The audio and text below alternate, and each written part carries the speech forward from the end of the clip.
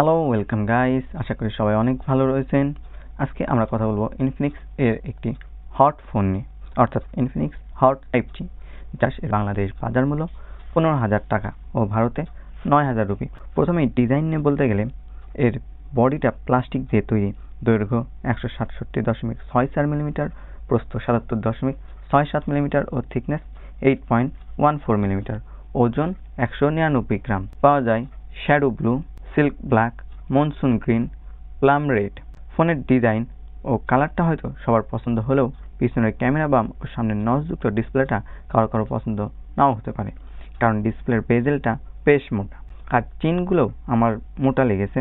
তবে এই ডিসপ্লেতে কমতি থাকলেও অন্য জায়গায় ভালো করার চেষ্টা করেছে ইনফিনিক্স। এতে IP64 এর রেটিং রয়েছে, অর্থাৎ পানি লাগলে কিছু হবে না, তাই বলে পানিতে ডুবাবেন না। এবার আসি ডিসপ্লেতে। এখানে IPS LCD এর ওয়াটার ড্রপ নচ ডিসপ্লে রয়েছে, যার size 6.75 inch, resolution 720x1600 pixel, aspect ratio 20:9। এতে কিন্তু পান্ডা গ্লাসের প্রোটেকশন থাকতেছে, তবে যেই প্রোটেকশনই থাকুক আমি সর্বদাই বলি আলাদা একটা প্রোটেক্টর ব্যবহার করবেন। এখানে 670 নিটসের পিক ব্রাইটনেস ও 120 হার্জের হাই রিফ্রেশ রেট থাকতেছে, অর্থাৎ ডিসপ্লেটা দেখতে যেমন তেমন হলেও আউটপুট বেশ ভালো দেবে। ডিসপ্লের কালার আউটপুট বেশ ভালো, ছবি ও ভিডিও দেখে আমার বিশ্বাস সবারই পছন্দ হবে। আর 670 নিটসের ব্রাইটনেস থাকায় ঘরে ব্যবহার করতে কোনো সমস্যা হবে না, তবে ডিরেক্ট সানলাইটে কিন্তু অবশ্যই সমস্যা হবে। সবার মনে হবে আর একটু ব্রাইটনেস ভালো হলে ভালো হয়। এরপর স্টোরেজ নিয়ে বলতে গেলে এখানে 4GB LPDDR4X র্যাম ও 128GB eMMC রোম থাকতেছে। ভাই, এটা UFS এর যুগ, তো সেইখানে eMMC রোম দেওয়ার জন্য কিন্তু স্পিডটা কিন্তু অনেকটাই কমে যাচ্ছে। আমার হিসেবে এখানে 128GB স্টোরেজের পরিবর্তে 256GB যদি স্টোরেজ দিত তাহলে বেশি ভালো হতো। আর এই ফোনে সর্বোচ্চ 2TB এইচডি কার্ড আপনি ব্যবহার করতে পারবেন। আর হ্যাঁ, এর র্যাম টাইপটা ঠিক থাকলেও র্যামটা অ্যাটলিস্ট 6GB করা উচিত ছিল বলে আমার মনে হয়। হার্ডওয়্যার অ্যান্ড সফটওয়্যার নিয়ে বলতে গেলে এখানে অ্যান্ড্রয়েড 15 এর উপর XOS 15.1 থাকতেছে। ইনফিনিক্স কিন্তু তার ইউআইকে প্রতিনিয়ত ভালো করার চেষ্টা করতেছে, যার ফলটা আমরা এখানেও দেখতে পাই। এখানে আপনি 10+ AI ফিচার পাবেন, AI eraser, AI photo extended, circle to search, call assistant, AI summariser, AI wallpaper ইত্যাদি ইত্যাদি AI ফিচার থাকতেছে।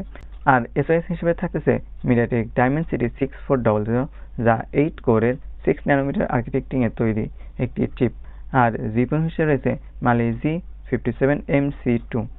এটাই কিন্তু মূল কারণ এই ফোনের অন্যান্য বিষয়ে কিছুটা কম করে ফোনের দামটা কম রাখার।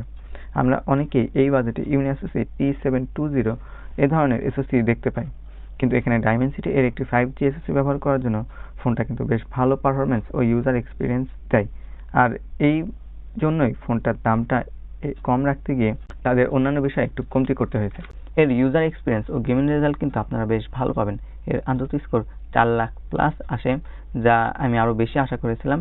তবে র্যামটা 6GB থাকলে এর আন্তর্জাতিক স্কোরটা হয়তো আরও বেশি আসতো। এই ফোন দিয়ে ফ্রি ফায়ার পাবজি খেলতে কোনো সমস্যা হবে না। নর্মাল ইউজে ফোনটা গরম হয় না, তবে গেমিংয়ে কিছুটা গরম হয়, যা স্বাভাবিক। আর এই ফোন দিয়ে অ্যাসফল 9 ও ফুটবল না খেলাই ভালো হবে এর স্টোরেজের জন্য, কারণ এখানে র্যামটা কম থাকতেছে। এখানে ক্যামেরা হিসেবে থাকতেছে 50 মেগাপিক্সেলের একটি মেইন ক্যামেরা, যা f1.6 অ্যাপারচারের এবং 0.08 মেগাপিক্সেল এর একটি ফালতু ক্যামেরা। আর ফ্রন্টে থাকতেছে 5 মেগাপিক্সেল এর একটি প্রাইমারি লেন্স। তো মেইন ক্যামেরার ছবিগুলো বাজেট অনুযায়ী ঠিকঠাকই রয়েছে, বেশ ভালো শার্পনেস ও ডিটেইলের ছবি পাবেন। ছবির কালার টোনও বেশ ভালো, সোশ্যাল মিডিয়া রেডি টাইপ। তবে রাতের বেলায় তেমন ভালো ছবি পাবেন না। নাইট মোড অন করে দিলে ছবিটা বেশ ভালো করার চেষ্টা করে, তবে তাও কিছু নয়েজ গ্রেন থাকে।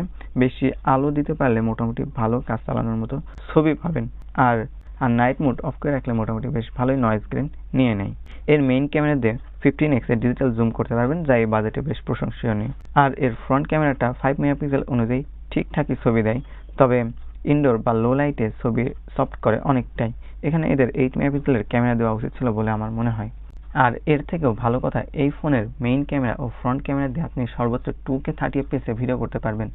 গত ভিডিওতে আমি বলেছিলাম গ্যালাক্সি A17 5G, যা আনঅফিসিয়াল প্রাইস বাংলাদেশে প্রায় 28,000 টাকা প্লাস। এই ফোন দিয়েও কিন্তু আপনারা 2K তে ভিডিও করতে পারবেন না। তো মোট কথা, ছবি ও ভিডিও মিলিয়ে এই ফোনের ক্যামেরাটা একটা ডিসেন্ট জায়গায় থাকে, কারণ এই বাজেটে আমরা 2K ভিডিও রেকর্ডিং দেখি না, বলা যায় ভিডিওতে বেশ এগিয়েই থাকে। এখানে আপনারা অতিরিক্ত পাচ্ছেন super night, dual video, document scanner, AIGC portrait mode ইত্যাদি। এই ফোনে ব্যাটারি হিসেবে থাকছে 6000 mAh এর একটি বড় ব্যাটারি এবং 18 ওয়াটের ফাস্ট চার্জার, যা এই বাজেট অনুযায়ী বেশ প্রশংসনীয়। তবে ইনফিনিক্স বলতেছে এই ব্যাটারিটার চার্জিং সাইকেল 1600 বার, অর্থাৎ প্রতিদিন যদি একবার করে চার্জ দেন তাহলে এই ব্যাটারিটা 4 বছর প্লাস টাইম যাবে। বাট এই বড় ব্যাটারিটা আমার মনে হয় না যে কারো একদিন পর পর চার্জ দেওয়া লাগবে, তাই 1.5 দিন করে হিসেব করলেও আমার মনে হয় এই ফোনের ব্যাটারিটা 5 থেকে 6 বছর অনায়াসে চলে যাবে। আর এর সাথে থাকছে 10 ওয়াটের রিভার্স চার্জিং সাপোর্ট। এর ব্যাকআপটা কিন্তু বেশ ভালো, নর্মাল ইউজাররা অনায়াসে 2 দিন পার করতে পারবেন। আর যারা হেভি ইউজিং করেন অর্থাৎ গেমিং এর জন্য এই ফোনটা কিনতে চান তারা একদিন অনায়াসে কাটাতে পারবেন, দিন শেষে তাও চার্জ থেকে যাবে অবশ্যই। সেন্সরের মধ্যে থাকছে light, proximetry, accelerometer, compass, gyroscope, side mounted fingerprint sensor যা কিন্তু বেশ ফাস্ট এবং অ্যাকুরেট, আর ফেস আনলক, FM রেডিও ও 3.5 মিলিমিটার ইয়ারফোন জ্যাকও থাকতেছে এতে। আর এতে লাউড স্পিকার থাকতেছে একটাই, ডুয়েল স্টেরিও স্পিকার নেই। কানেক্টিভিটির কথা বলতে গেলে এটা একটি 5G ফোন, রাতে 10টার মতো 5G ব্যান্ড রয়েছে। আর এতে আলট্রা লিঙ্ক বলে একটি ফিচার পাবেন, ওই ব্লুটুথের মাধ্যমে ইনফিনিক্সের একটি ফোন থেকে অন্য ফোনে ফ্রিতে কল দেওয়া যায়, এই আর কি। তবে আমার মনে হয় এই ফিচারটা দেওয়া উচিত, যে কোনো কোম্পানির ফোন থেকে অন্য যে কোনো কোম্পানির ফোনে ফোন দেওয়া যায় এইরকম। 2টা ন্যানো সিম, এছাড়া EDGE, GPRS, HSPA 5G'র সাপোর্ট পাবেন। ওয়াইফাই 5 এবং ব্লুটুথ 5.4 থাকতেছে এই ফোনে। এই ছিল এই ফোনে বিস্তারিত। ফোনটার খারাপ দিক বলতে গেলে ডিসপ্লেতে কিছু কমতি থাকতেছে, আর র্যামটা 6GB করা উচিত ছিল, তাহলে গেমিংয়ে আরও বেশি ভালো হতো। ফ্রন্ট ক্যামেরাটা ভালো করার সুযোগ ছিল বলে আমার মনে হয়। তবে পারফরমেন্স ও ইউজার এক্সপিরিয়েন্স কিন্তু অবশ্যই এটার বেশ ভালো। বিশেষ করে যারা গেমিংয়ের জন্য ফোনটা কিনতে চান তারা কিন্তু অবশ্যই নিতে পারেন এর ভালো এসওসি ও বড় ব্যাটারির জন্য। মোট কথা একে কম বাজেটে গেমিং ফোনও বলা যায়। তো এই ছিল আজকের ভিডিওটি ভালো লাগলে লাইক করেন, কোনো কিছু নিয়ে প্রশ্ন থাকলে কমেন্ট করেন, ভিডিওটি বেশি বেশি শেয়ার করেন এবং সাবস্ক্রাইব করে আমাদের পাশে থাকেন। সবাইকে ধন্যবাদ।